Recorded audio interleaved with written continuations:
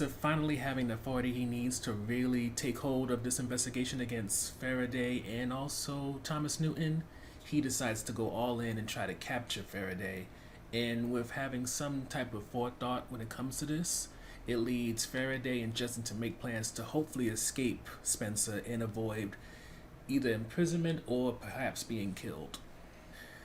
To begin, with Justin and Faraday knowing that they need to get on the run, Portia is used in order to handle the Molly situation and watch her, and of course, Molly is not that happy about her mother deciding to abandon her.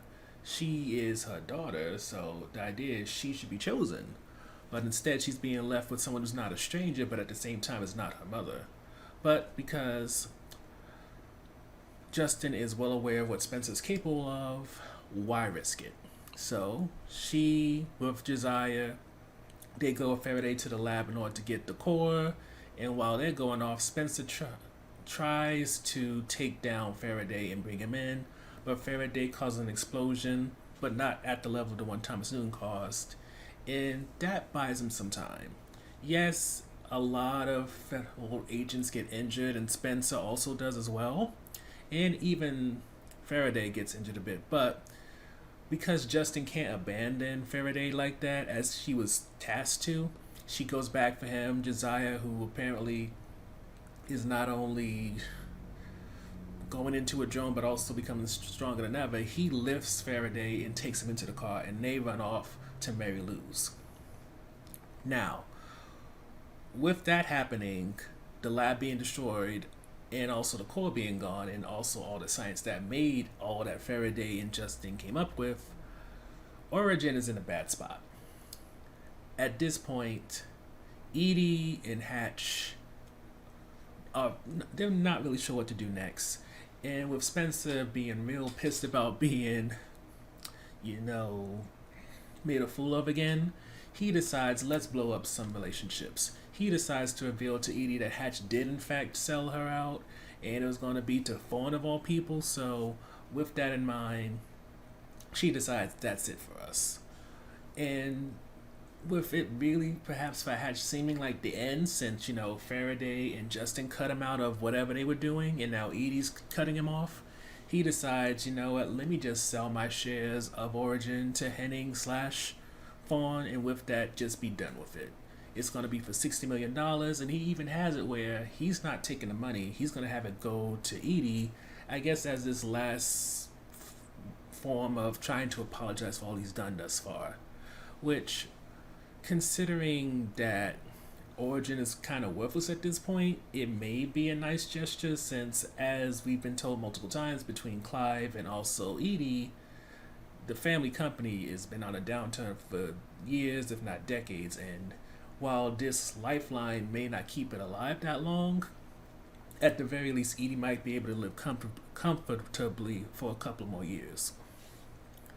For the second topic, I want to go into how Lucy plays a role in all this, since it's becoming increasingly clear that whether she's a double agent, triple agent, or she's just really in it for herself, and maybe she's just been a mole all this time waiting for someone to try to come after Thomas Newton. Either way, she decides to take advantage of Spencer having a notable loss, which is starting to gain major attention from different government agencies, and she decides, since Spencer doesn't have great people skills, but he has that type of work ethic to get things done despite of, she decides she's going to latch on to him, coerce him in order to make her a partner, and with that, hopefully get more information and get to be more part of what's going on. And as she is working with him, she keeps contacting or being contacted by somebody who we don't hear the voice of that well. We don't know who she's talking to, but we do know she's switching her SIM card out to talk to them. So there's always a chance that it could be Thomas Newton. It could be maybe she's working for a terrorist organization, because maybe Spencer just attracts those type of people. It's hard to say who she's working for and why, but there's definitely more to Lucy than originally led on, beyond her, of course, selling out her own uncle for the sake of love of country and also her job. So, getting back to Faraday and Justin, they end up at Mary Lou's place because that's really the only place that's really safe for them at this point.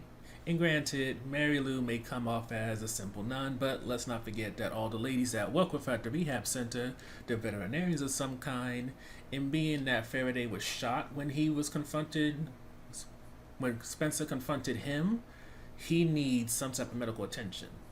Now, the ladies freak out a bit because one, they're dealing with someone who's got shot, and also because Faraday clearly is not human. They open him up and something that looks like tentacles start crawling out of his wound, and it's too much for them. But Mary Lou keeps pushing the idea that this is an angel, we have to save him, and with that, they kind of deal with what they're being given. Which leads to Josiah having to become a blood donor because he's the only one that has some form of Amphian blood in him. And in the process of them trying to transfer blood from Josiah to Faraday, Justin freaks out a bit because she doesn't want her dad sacrificing himself for Faraday. So the ladies of Mary Lou's parish, rehab center, whatever, they donate blood to Josiah, who gives blood over to Justin, and they keep swapping out as Spencer and only 2 soldiers come upon the rehab center, and all the ladies who are not donating blood take up arms to hopefully take down Spencer and his goons. To make a long story short, they don't. They don't win at this situation. Mary Lou gets shot by Spencer. Faraday and Justin are taken by Spencer as well.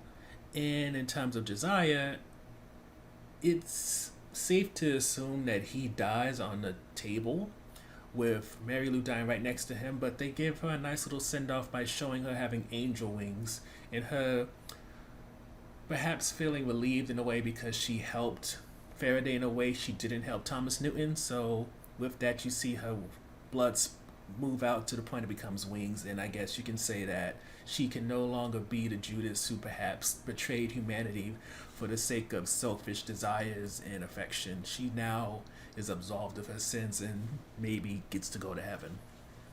So just to kind of wonder what may happen next, one of the questions I feel are kind of left unanswered when it comes to this episode is Mary Lou calls people like Josiah Nephilims, and it's kind of the need to question that when it came to all those ladies connecting themselves to Josiah for blood, granted, the blood flow was supposed to be going one way from them to Josiah to Faraday, but there's a question of whether or not, when it comes to this blood, can the genes of Amphians perhaps still travel up the bloodline and go into those ladies and making them Nephilims?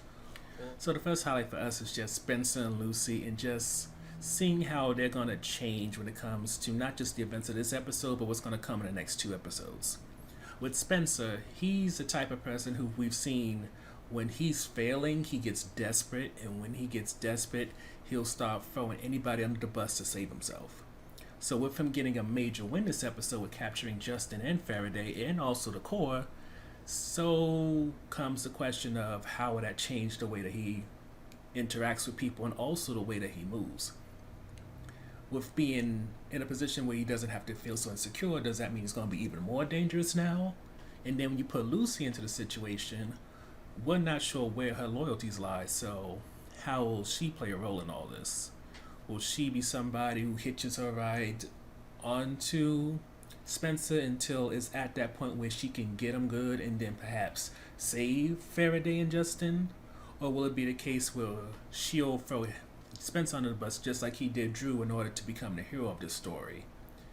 It's hard to tell because while Spencer can be a little conniving butthead, Lucy, I think, is somebody who's much more, I would say, socially and emotionally intelligent. So with that in mind, she might be able to play Justin, Faraday, Spencer at the same time in order to get everything she wants and also eliminate people who could possibly take her down, if not mess up the program that she's operating on. The next highlight for us is going to be Mary Lou's redemption, and that's because if you watch the original film, which I do not really recommend unless you just have time on your hands, she essentially was the reason why Tom soon had a downfall. Between introducing him to Jen, her selfish desire to keep him close, that's what kept him from being hyper-focused on getting all the work done that he needed to in order to save Amphion, his family, and also ultimately himself. So, when it came to her redemption in this episode, you have to appreciate that she recognized Faraday for all he can do. And yes, we got another one of those mild pushes that Justin and Faraday could become a thing, which again I hope doesn't happen. But at the same time, Justin has been on her own so much when it came to this whole Faraday thing, even if you want to include Hatch and his moment in their story. But I think her meeting somebody that really understood what the madness is that she's going through, that gave Mary Lou a purpose beyond just saving Faraday. It gave Mary Lou the purpose of kind of passing the baton in a way.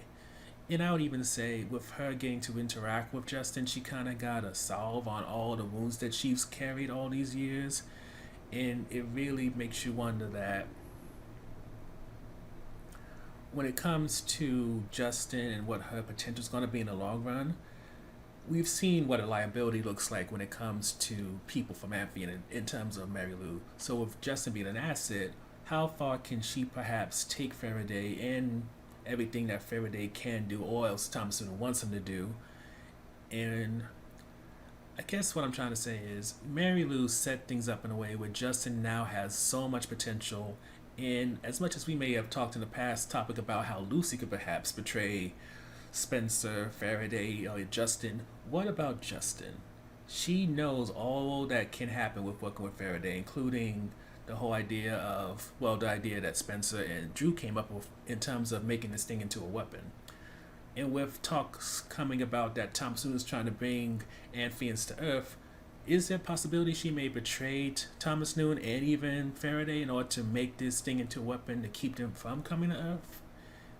Because, again, there's that real strong need to question here.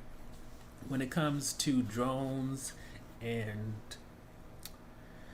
the adepts,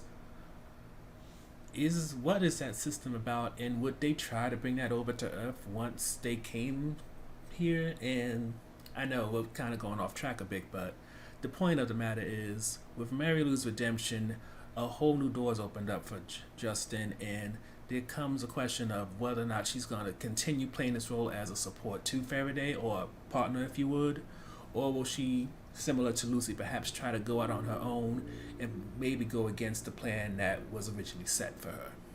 In terms of the on-the-fence topics, to me, if Edie and Hatch got written off, it wouldn't be a terrible thing.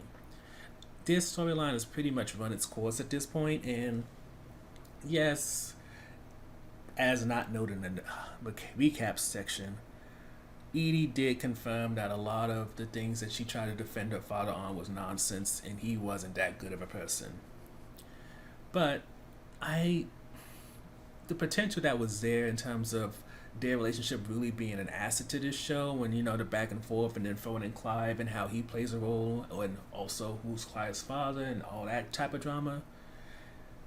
At this point, this show has grown so far beyond what they can offer, and hopefully with Origin going down the hole, with Hatch deciding he's going to sell off his portion and give it to his sister, give his portion to Fawn, and then give his portion off to Fawn, and then give all the money to Edie. Hopefully with that, things are over and those two can just ride off into the sunset or ride off into the abyss. Either way, I'm just hoping that with us having such a strong story with Lucy, Spencer, Faraday, and Justin, and even what Molly can perhaps bring to the show in the last 2 episodes, that we start curbing away all the stuff that doesn't necessarily need to be focused on anymore, because it's becoming more of a liability than an asset. Overall, this was definitely a good episode, and I would continue to say that all the fears or criticisms that came to this season and series early on, more and more they dissipate, and it's coming to that point where I'm just enjoying watching what I'm seeing. And yes, Hatch and Edie, we're not that fond of them, but considering their storyline can be considered wrapped up at this point, if we move on from them, then it's pretty much smooth sailing for the last 2 episodes.